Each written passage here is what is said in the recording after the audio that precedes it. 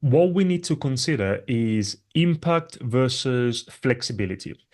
Now, normally we design sessions as a complete journey where each one builds on the previous to create real transformation. So, from that perspective, attending the full series is the most effective way to experience it. And also, people often realize the value of certain topics only after seeing them in practice. However, we understand that flexibility is also important. Sometimes people can't or don't feel the need to attend every single session. So, in those cases, we can design sessions that are independent from each other. And we do that especially for online, virtual workshops so that people can attend only the sessions that interest them. And that gives companies, and this is especially useful for larger companies, larger teams, it gives them flexibility while still ensuring a clear learning path for those who want to commit to the full series. The key for us is balance. We need to find the right balance between results, impact, and flexibility. And of course, I'd be happy to have a chat to learn more about your needs and see how we can design